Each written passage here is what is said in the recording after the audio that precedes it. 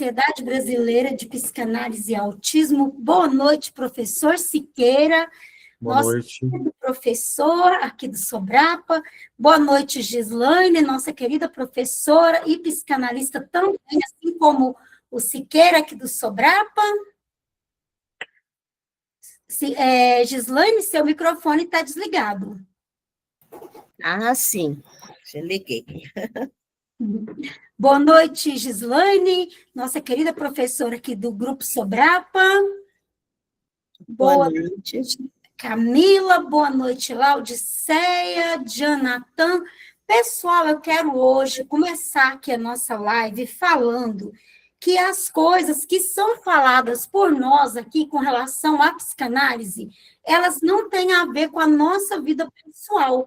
Nós somos psicanalistas. Boa noite, Laudiceia. Muito obrigada por estar aqui com a gente. E nós esperamos também a sua contribuição, tá?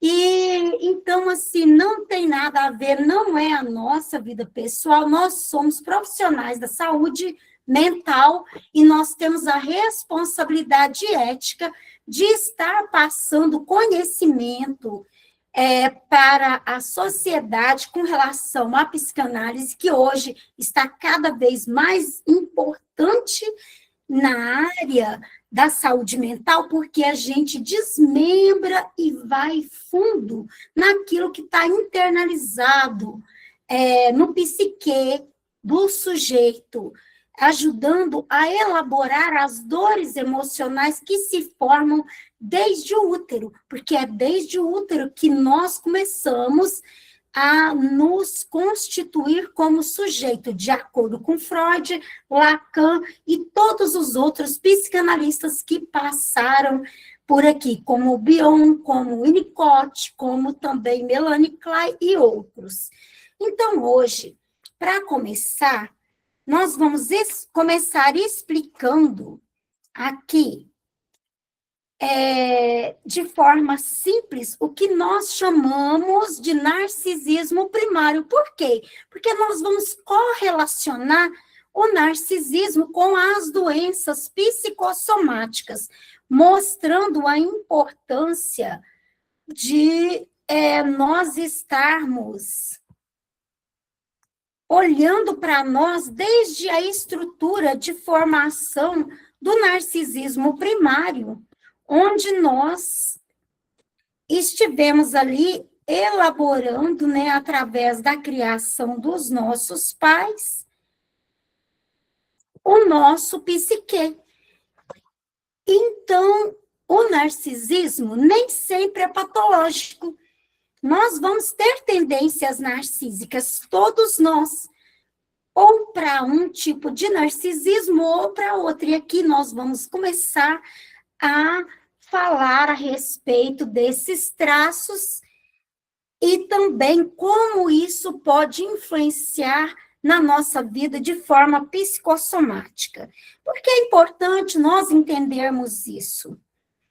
Nós precisamos entender isso, por quê? Porque quando nós éramos bebês, toda a nossa energia vital, que Freud ele chamou de libido, libido não é apenas o prazer sexual, é qualquer tipo de prazer que nós temos. O prazer de comer, o prazer de ter um amigo, o prazer de estar convivendo com pessoas em volta de nós. Então, tudo isso é libido.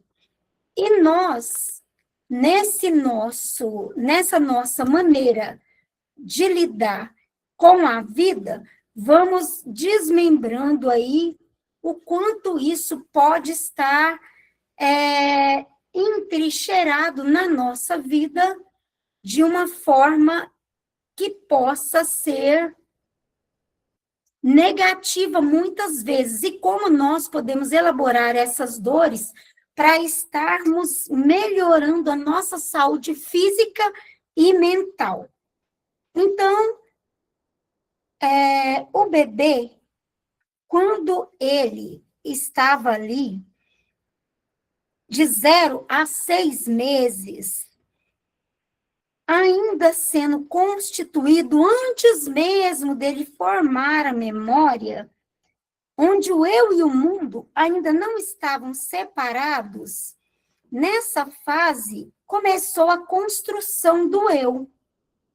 E de forma psicossomática, nós vamos estudar, deixa eu ver, parece que tem alguém querendo entrar, não, ainda aqui não. Nós vamos estudar como esses conflitos podem gerar em nós doenças psicossomáticas. Nesse período, o bebê, ele recebe pelo cuidado os primeiros sinais de amor. E dessa forma, quando ele recebe uma mãe que ela é suficientemente boa, de acordo com o Winnicott, quando essa mãe ela tem um olhar acolhedor, constante, presente, afetuoso, esse bebê ele vai criar um sentimento interno de segurança. Porém, se esse olhar falhar, se esse olhar for ausente, o eu, que deveria se formar de uma forma sólida, pode se tornar frágil lá na frente, cá na nossa adolescência, na nossa vida adulta, desde a infância, vai se constituindo, mas começa ainda antes de se formar totalmente a memória, nas nossas primeiras fases da vida. É aquele momento em que o bebê ele precisa sentir que o mundo responde a seu choro e a sua fome, ao seu desconforto. E esse ambiente, quando cuidadoso, ele vai fazer com que esse bebê ele tenha uma experiência positiva para a vida, sentindo, eu posso existir, eu sou importante para alguém. E isso é extremamente importante. Se esse ambiente é instável, impaciente, distante, a pessoa vai crescer com a sensação de que ela não pertence, de que ela não faz parte do outro. E ali, de 0 a 6 meses, é muito importante que a criança se sinta acolhida, que ela se sinta parte da mamãe. Então, é muito necessário que haja esse cuidado das mães que agora estão começando aqui a assistir e entender como é que vai funcionar o psique de seu filho no futuro. E essas sensações, elas não surgem do nada. Elas vêm das primeiras experiências da vida, mas para isso, né? Meu nome é Cidelis, eu sou psicanalista clínica, sou vice-presidente do Grupo Sobrapa, escritora de 4 livros, Narcisismo da Infância à Velhice, Narcisismo e Relacionamentos, Narcisismo e Suas Muitas Fases, Narcisismo, Oncologia e Psicanálise. Então, pessoal, também sou graduada em Coach e Desenvolvimento Social. E agora, quem vai falar para nós se apresentar e depois começar a continuar esse assunto é a nossa querida professora Gislaine.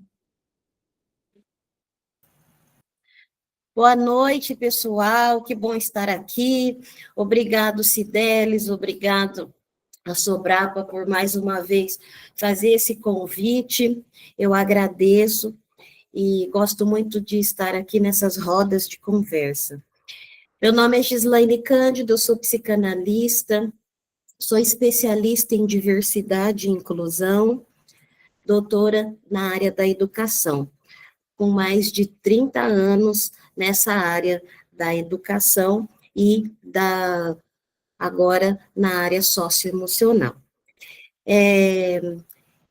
Eu acabei agora, né, o doutorado, então estou aí ainda escrevendo um livro, incentivada pela Cidelis, minha amiga, então estou aí rascunhando.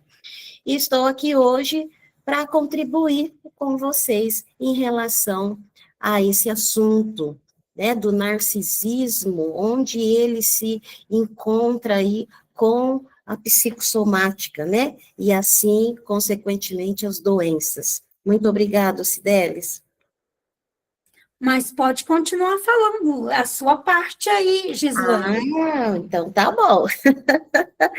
Então eu vou começar falando. Como a Cidelis já deu uma introdução, né, do narcisismo primário, do bebê, né, gente? Essa resposta materna que atua aí como um espelho, né? Como um espelho que é mediador da realidade com o bebê. Então, do ponto de vista clínico, estabelecer o valor básico do eu, permitir essa vivência que o bebê tem de dependência, de confiança, né? Introduzir gradualmente as frustrações, né, que esse bebê passa, como o quê? Como um operador. Então, vai operando a realidade desse bebê. Então, conforme ele vai passando por essas frustrações, vai aí se desenhando essa realidade, tá? E assim, de forma equilibrada, vai abrindo o caminho para que venha um narcisismo secundário, né? Compatível com o quê? Compatível com a vida adulta desse bebê, né? E com uma percepção realista de si mesmo. E aí, eu falo um pouco para vocês. Vamos dar aí um exemplo clínico, ilustrativo, de como o narcisismo primário se converte em grandioso, né? O adulto, a criança, ela internaliza a ideia de que ela não precisa confrontar a falta, né? É a imperfeição ou a alteridade. Já o adulto, ele reage como? Ele reage com intolerância a críticas, que apresenta necessidade contínua de elogio, que demonstra dificuldade em aceitar erros frequentes, né? Reproduz essa fixação quando adulto. Então, a grandiosidade, ela funciona como uma defesa para impedir o contato com a realidade. E preservar, assim, o quê? Aquela fantasia infantil, né? Aquela fantasia do bebê de perfeição, né? Então, essa privação de afetiva, né, precoce, se torna o quê? Se torna uma situação de falha no reconhecimento, na responsividade materna, ou até mesmo na necessidade da criança que ela tem de dominar um ambiente que não é suficiente bom para ela, né? Então, como a Cidelis disse, né, sobre o libido, né? A ausência de investir nesse libido, de investir nessa satisfação que o bebê tem, né? Gera o quê? Gera feridas. E aí, na constituição do eu, permanece o quê? Fragilizado. Então, o indivíduo com grande sensibilidade à rejeição, que oscila entre a autovalorização e o colapso de autoestima, né? Então, isso frequentemente organiza, né, uma grandiosidade como um mecanismo de proteção contra, né, esse desamparo primário, esse desamparo do bebê. Muito bem, Gislane. Vai falar mais um pouco? Só para finalizar nessa parte, né, o narcisismo primário, gente, ele é essencial para a organização do eu. Ele torna-se uma origem da grandiosidade patológica, né? Então, quando não é adequadamente elaborado essa parte essencial do narcisismo primário, tanto o excesso da idealização de privação de afetividade, como fixar um sujeito de fantasia, de onipotência, né? Assim, o narcisismo grandioso, ele é uma medida que alguém que permanece dependente de uma imagem inflamada, né, pode proteger um eu que não tolera a experiência da falta. É isso que eu tenho para dizer nesse primeiro momento. Muito obrigada. E nós não somos nós mesmos, somos o som de um outro que nos moldou. Hoje buscamos no mundo inteiro reflexo de quem não nos ouviu, não nos escutou. Entre o que falta e o que sobra, o eu se revela no amor que encontrou. Então, pessoal, baseado nisso, nós queremos saber do Jonathan o que é que acontece na infância que leva uma pessoa, talvez, até mesmo ao narcisismo patológico, porque aqui hoje nós vamos falar sobre o narcisismo patológico e também os traços de grandiosidade que não tem a ver com patologia. Então, pode contribuir. Primeiro se apresente e depois comece a contribuir fazendo o favor, Jonathan. Olá, boa noite a todos. Meu nome é Jonathan Alves, sou psicanalista clínico e forense e atualmente dedicado à prática clínica. Sou cearense, natural de Piquet Carneiro. No momento, estou escrevendo um livro titulado Ouse Habitar Sua Casa, um guia de metáforas para o encontro com o eu interior. A ideia central da obra é usar metáforas como convite potente ao autoconhecimento e valorizar a importância da psicanálise, evidenciando o seu papel fundamental e a sua distinção em relação à autoajuda. É uma grande honra e satisfação participar dessa roda de conversa, que este encontro se configure um verdadeiro espaço de troca, onde possamos compartilhar nossas visões e enriquecer nosso autoconhecimento sobre a luz da psicanálise. Sinto-me privilegiada em fazer parte desse momento. Falando sobre o narcisismo, eu gosto muito de usar as metáforas para falar sobre os assuntos na psicanálise. E quando a gente fala sobre narcisismo, feridas precoces e a psicossomatização. Oi, alguém falou? Não, pode continuar. Quando eu costumo falar sobre um assunto, eu gosto de usar as metáforas para explicar. E a metáfora que eu vou explicar aqui é a da casa que rachou antes de ser habitada. Então, convido a pensar, quando falamos de narcisismo primário, nós não estamos falando de uma vaidade, mas do alicerce da casa psíquica. Imagine uma casa construída às pressas, com rachaduras invisíveis na fundação. Por fora, ela parece firme, imponente, mas basta um vento mais forte, um olhar torto, uma palavra atravessada e tudo treme. O narcisismo primário é justamente essa primeira casa emocional, onde o bebê habita. Quando o cuidado falha, ainda que por amor, cansaço ou circunstâncias difíceis, a casa fica com rachaduras. E o adulto passa a vida inteira tentando esconder essas fissuras com esforço, desempenho, agradabilidade, grandiosidade. Então, fica aqui uma pergunta para nos acompanhar diante essa jornada de autoconhecimento. Que parte de você ainda tenta provar que é digno de amor que não recebeu do jeito que precisava?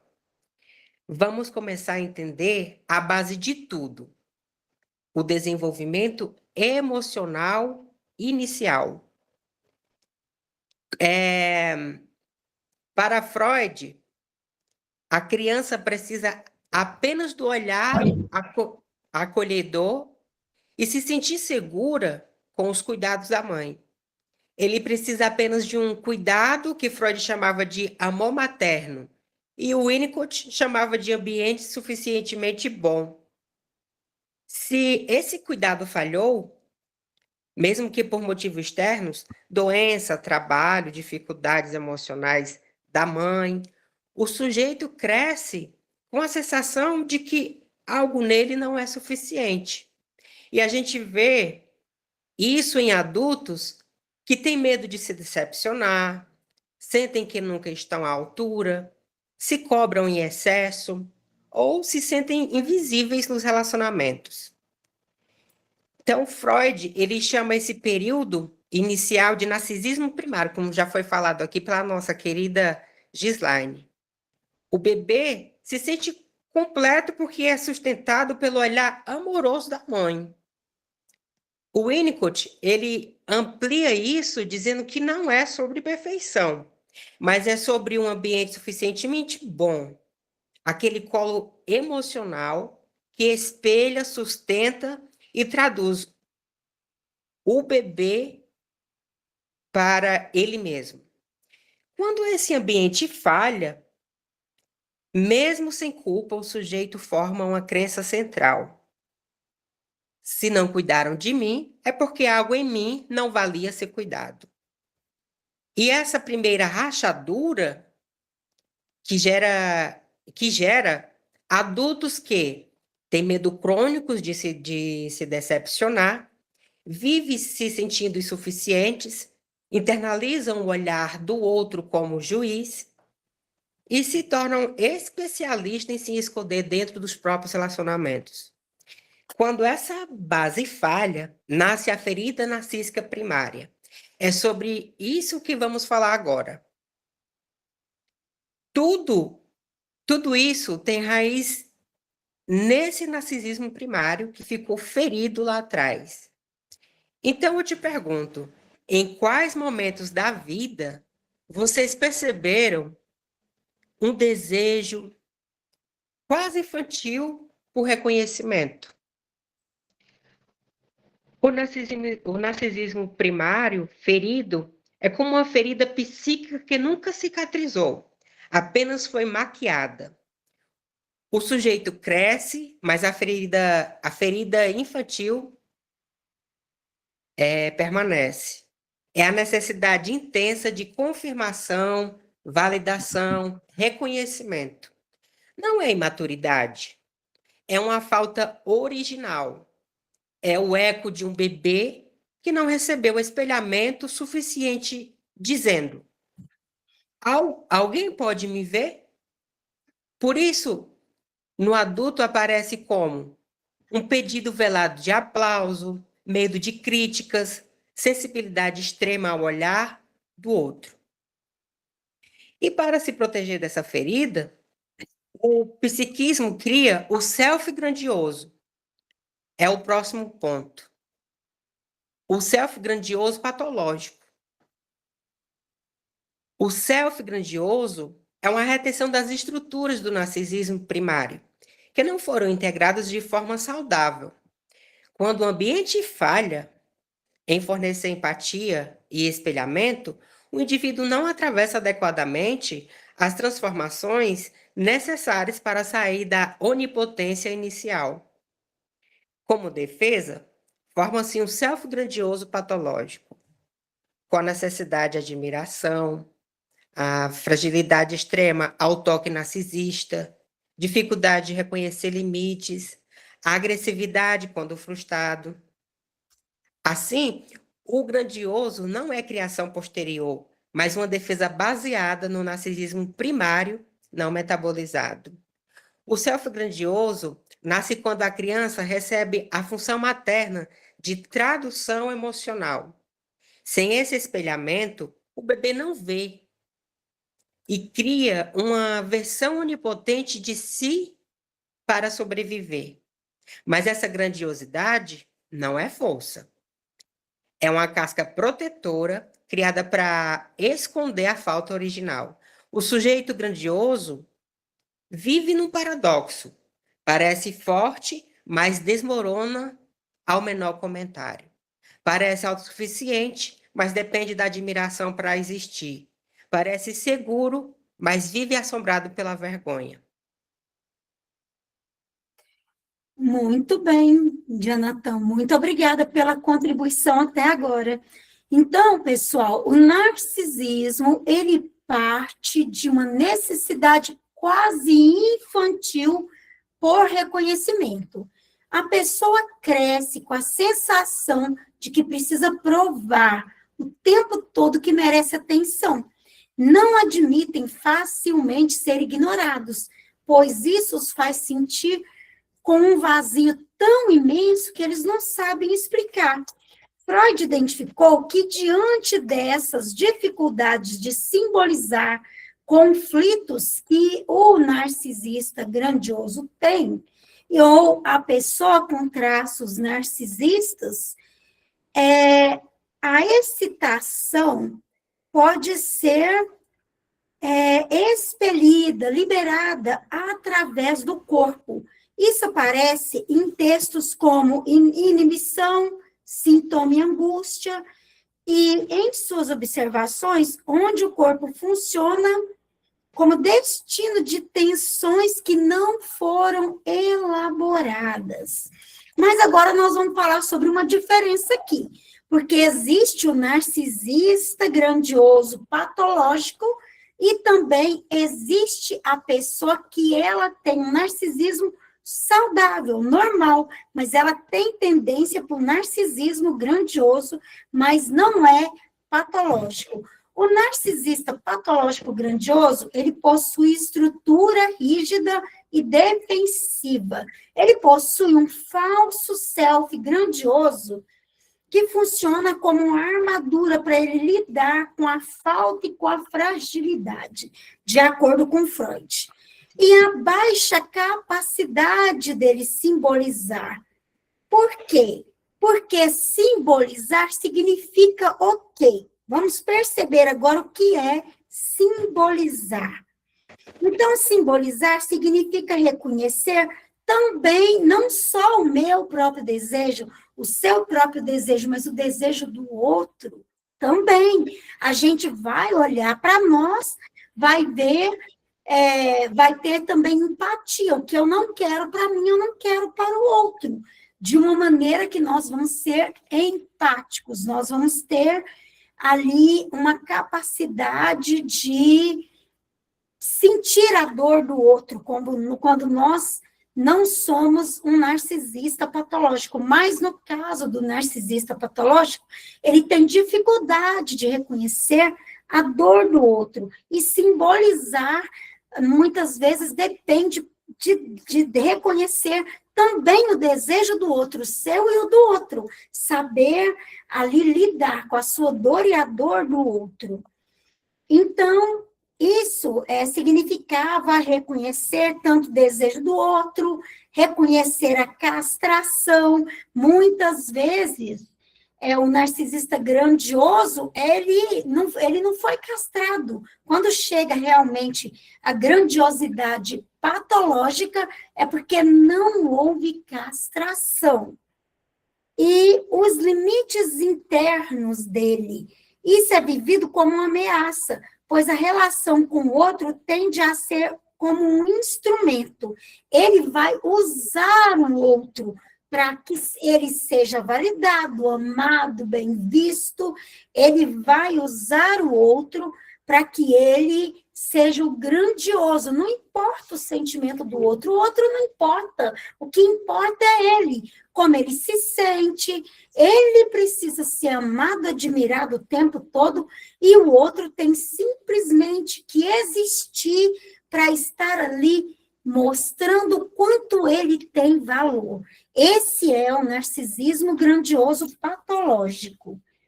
O outro, ele não vai validar o desejo do outro.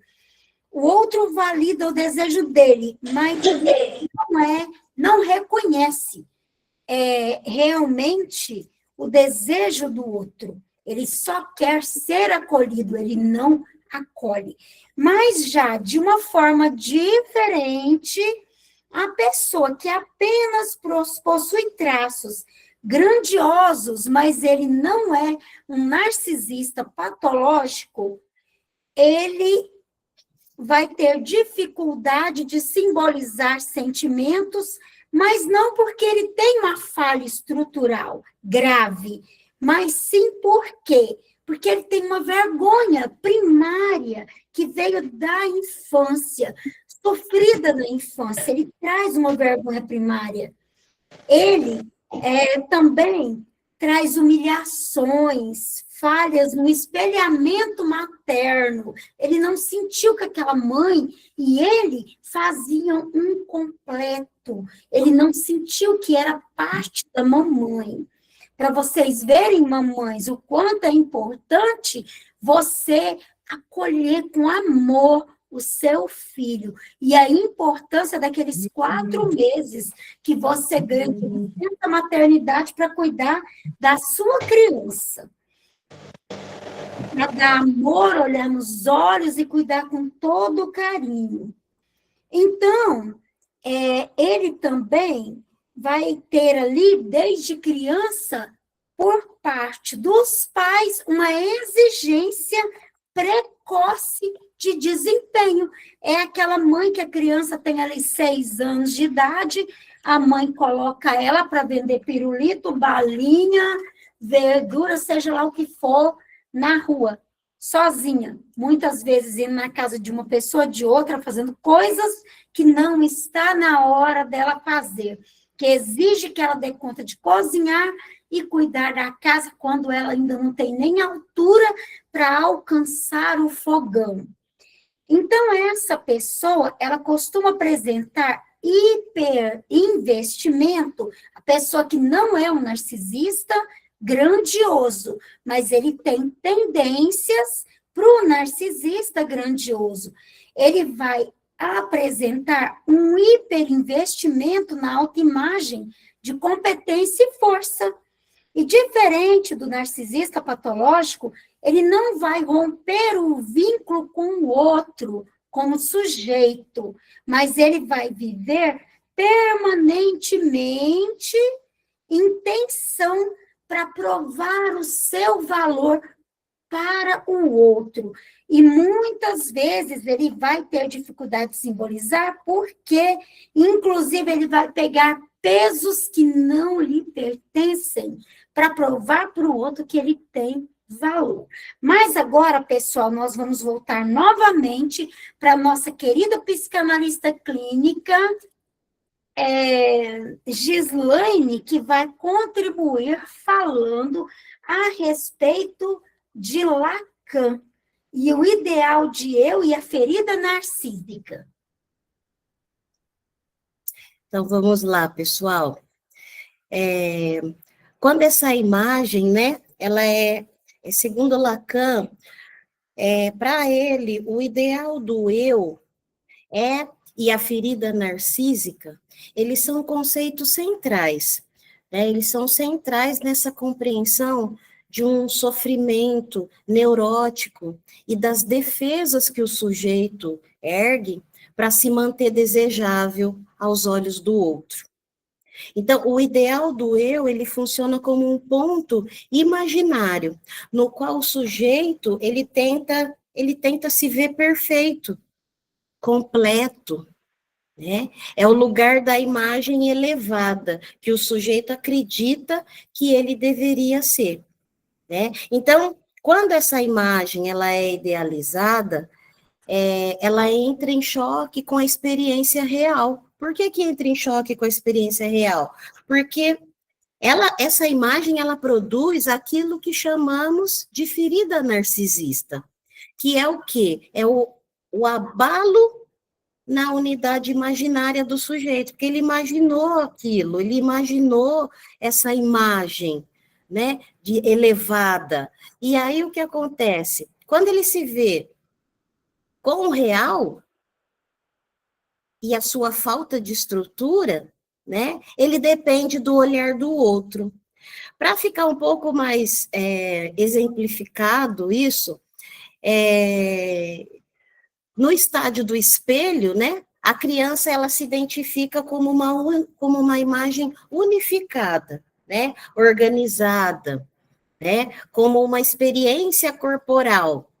Mas essa imagem futura, perfeita e sem nenhum problema, sem nenhuma fissura, vamos dizer assim, né, ela se torna referência, o ideal do eu.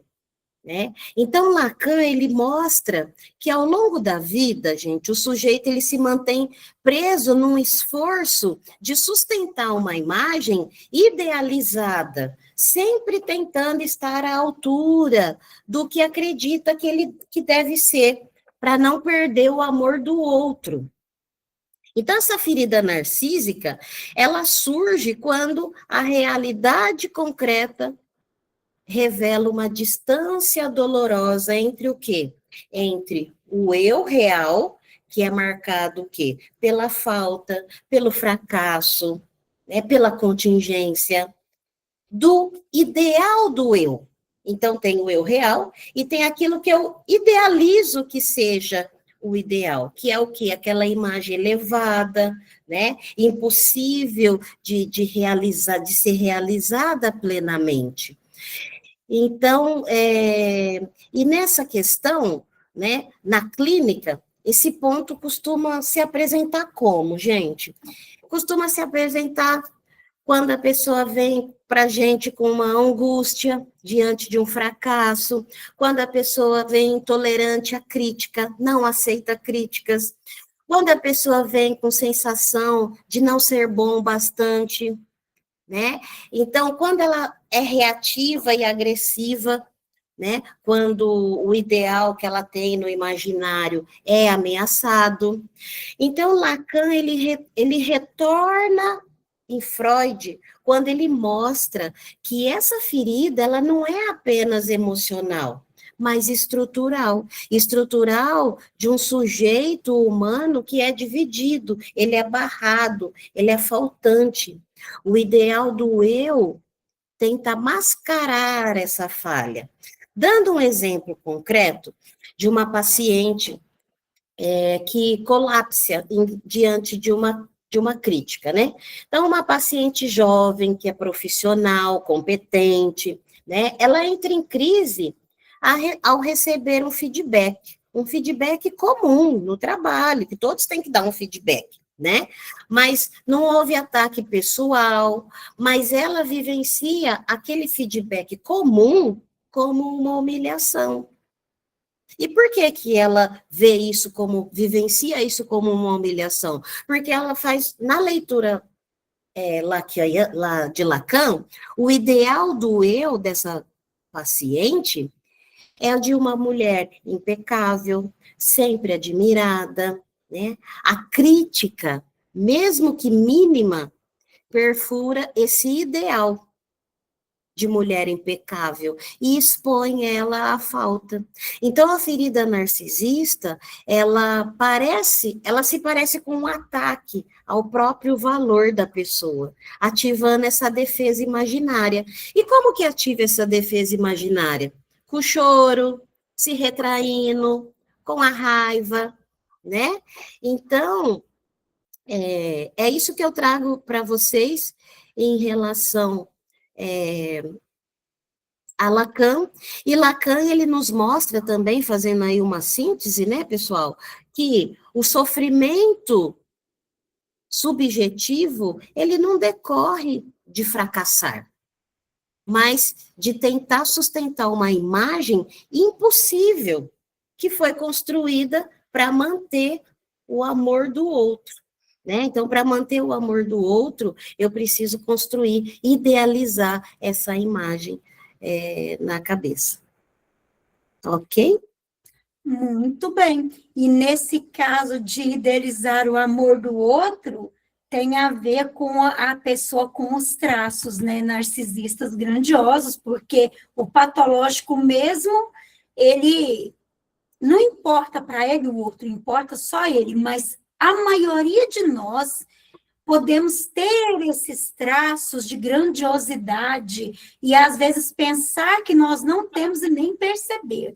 Então, tipo assim, esses traços de grandiosidade é exatamente isso que a Gislaine acabou de falar, né, Gislaine? Que faz a pessoa se sentir ali dependente do olhar e do amor do outro. Porque, então, quer dizer que existe ali, sim, uma dependência no traço de narcisismo grandioso, e não no narcisismo grandioso patológico, mas em quem tem traço de narcisismo grandioso, existe dependência emocional. Por quê? Agora nós vamos ver aqui rapidinho, e depois eu vou passar para o Jonathan, porque as duas pessoas, tanto o narcisista grandioso quanto o narcisista normal, com tendência grandiosa, né? Vai ter dificuldade de simbolizar. Porque a simbolização exige que a criança encontre um outro que nomeie suas experiências, dê significado aos seus sentimentos, tolere a sua fragilidade, sem humilhá-la quando ela falha. Então, a criança, ela não vai conseguir transformar afetos brutos em representações. A criança vai recorrer à grandiosidade ou o eu consigo, eu posso, eu vou, mesmo que ela saiba que não tem todo aquele potencial, e no caso, muitas vezes, o self elevado significa alguém que também acha que é algo que não é, porque ela não chega àquele lugar, ela não corre atrás, ela não vai atrás, mas ela acredita, no caso mais do grandioso patológico. Ela imagina que ela que a pessoa tem que ver, assim como a Gislaine colocou o caso da menina, o quanto ela merece ser reconhecida, mesmo que ela não se esforce para isso. Então, esse é um traço que vai mais para a patologia. Quando a pessoa, ela quer ser reconhecida, mas ela não se esforça.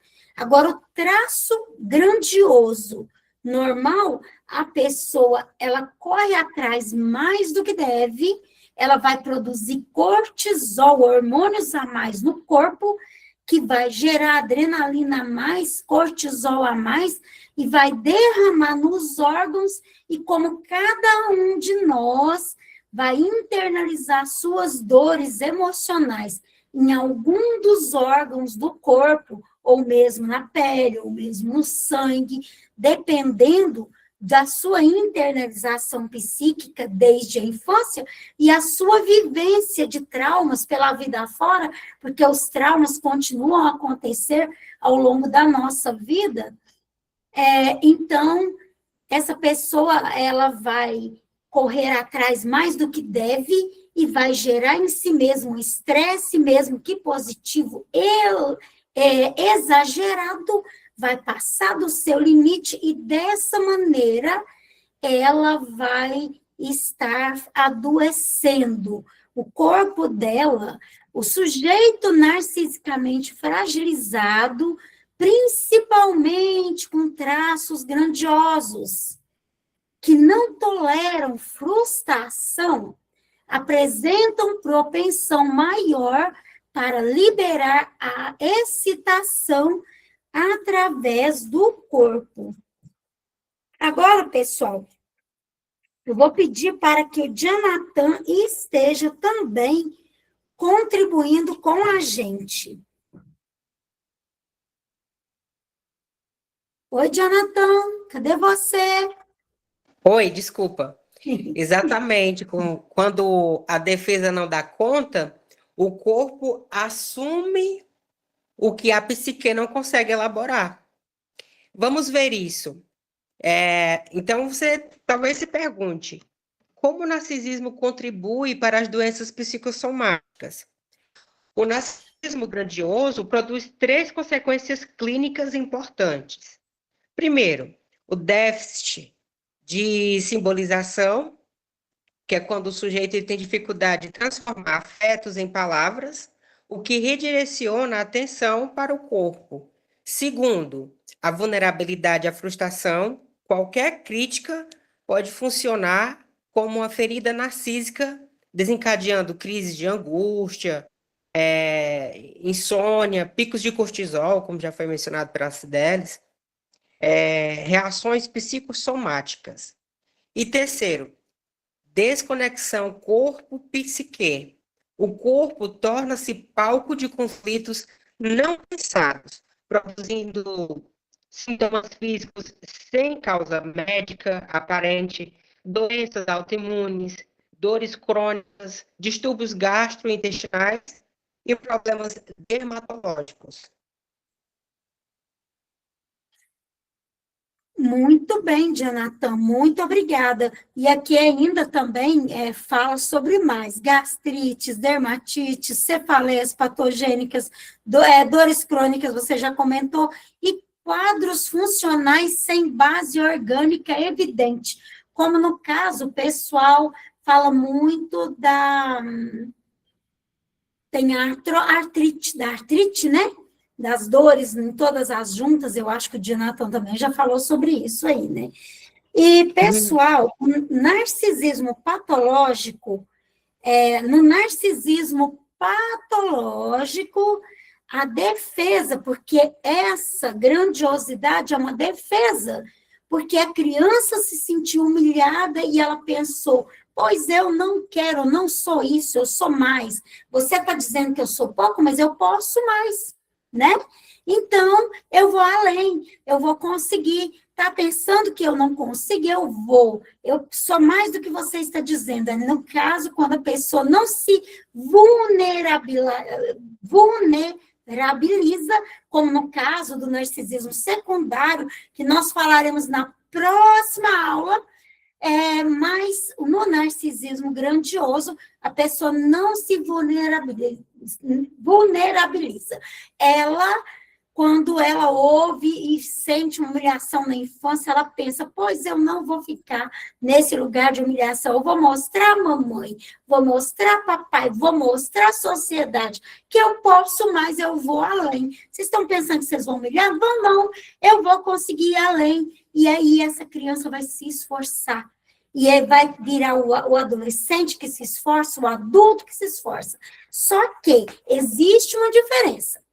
No narcisismo patológico, doentio, essa defesa vai se cristalizar como um mecanismo de defesa predominante, onde eu só amo a mim mesmo, só eu importo, e ai de quem não disser que eu sou maravilhosa e toda poderosa. É bem assim, viu, gente?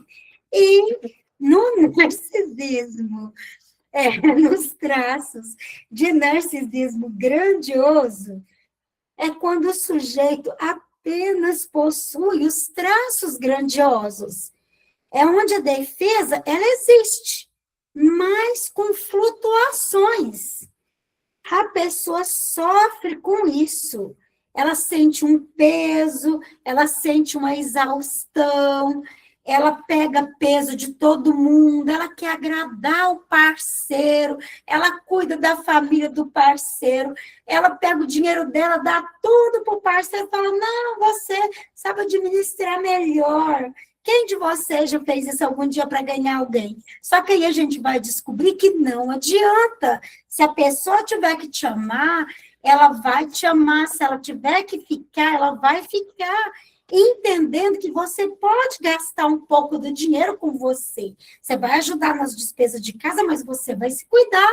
Você vai ser um bom parceiro, mas você não vai pegar responsabilidades do outro que não pertencem a você.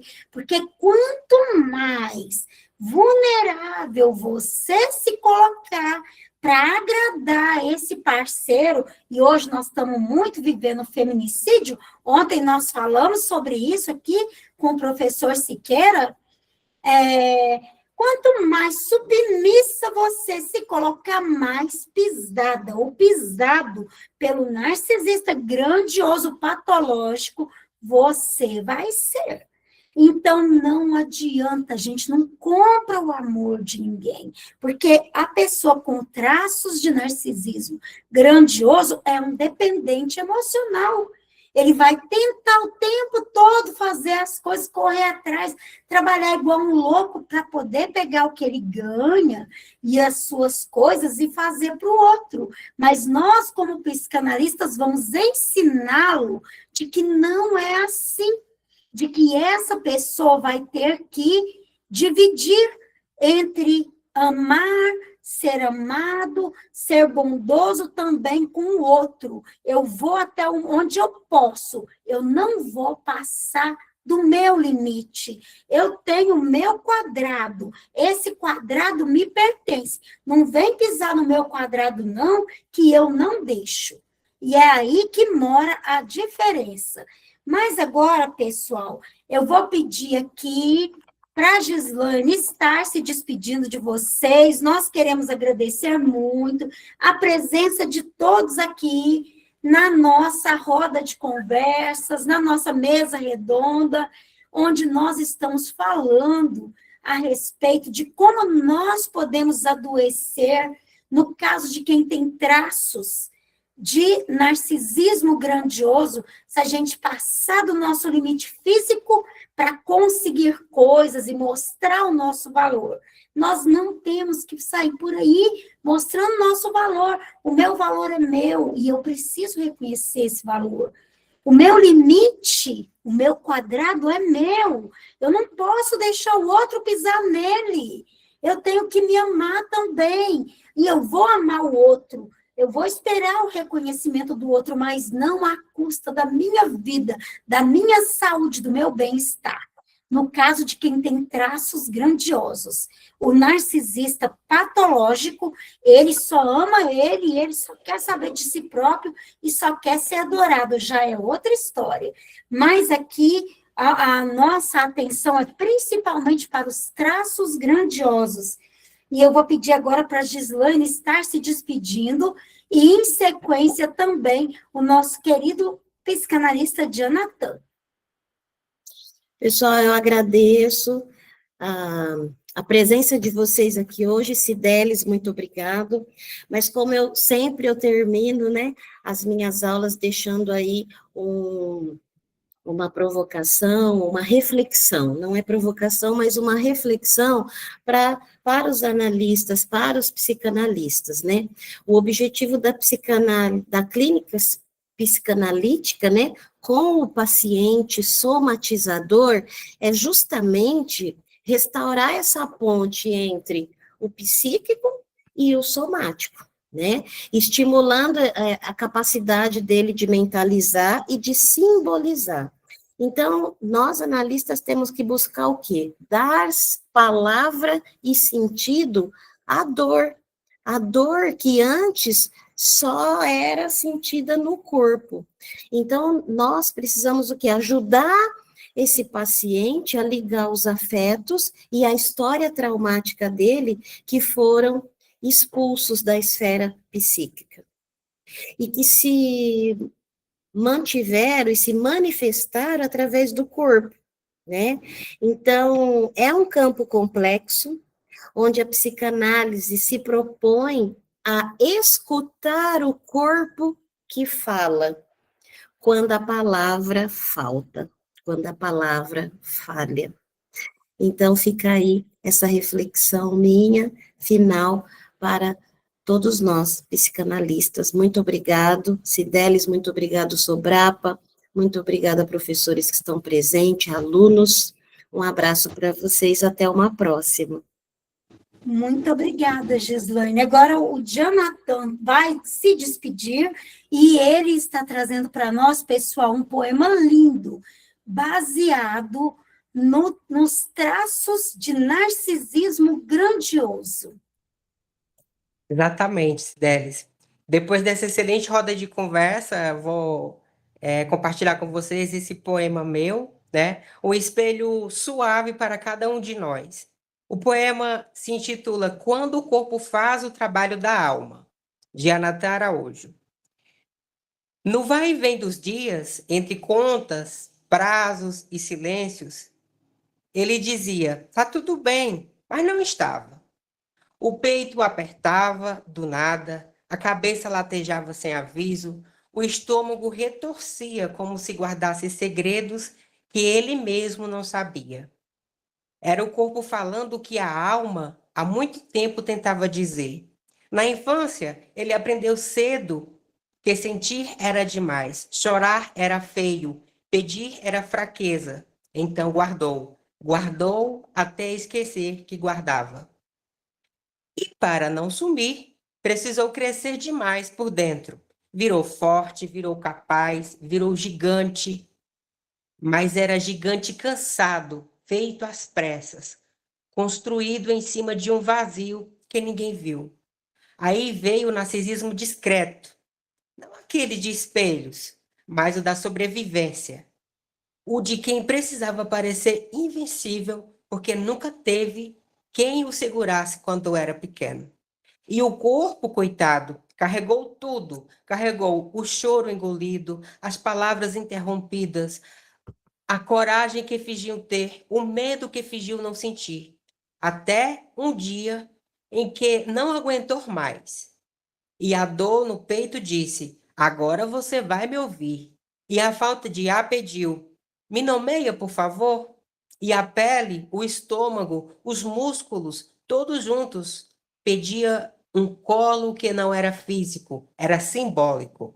Era o direito de finalmente existir, porque não é frescura, nem drama, nem exagero.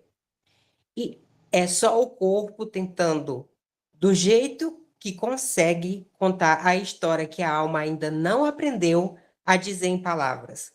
E quando ele descobre isso, devagar, com cuidado, percebe que o gigante pode descansar, que sentir não é frescura e que curar, às vezes, é só aprender a se escutar antes que o corpo precise gritar.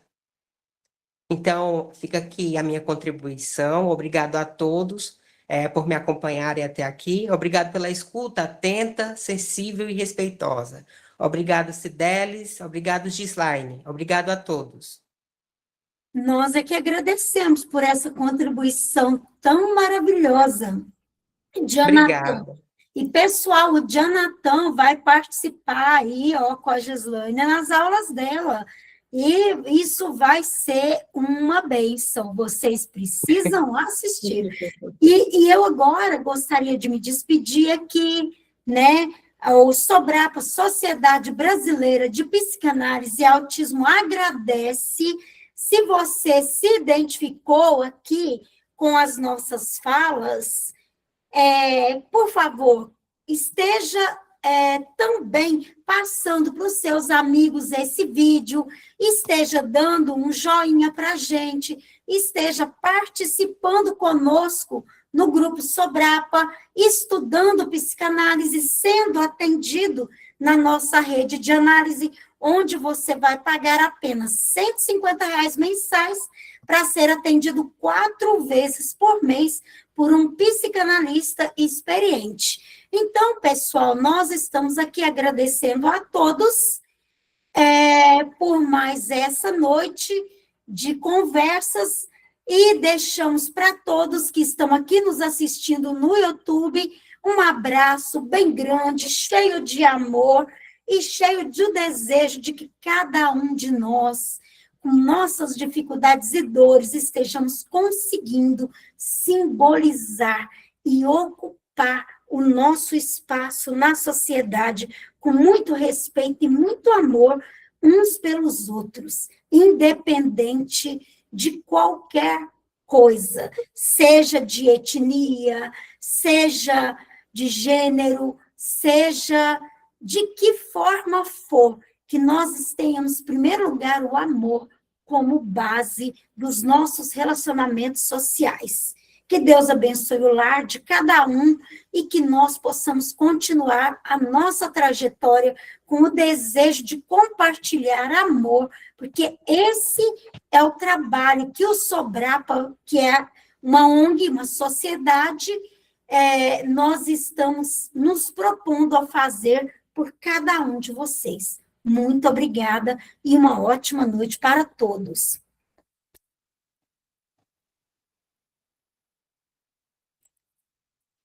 Esperem aí que eu vou parar a gravação. Muito obrigada, pessoal.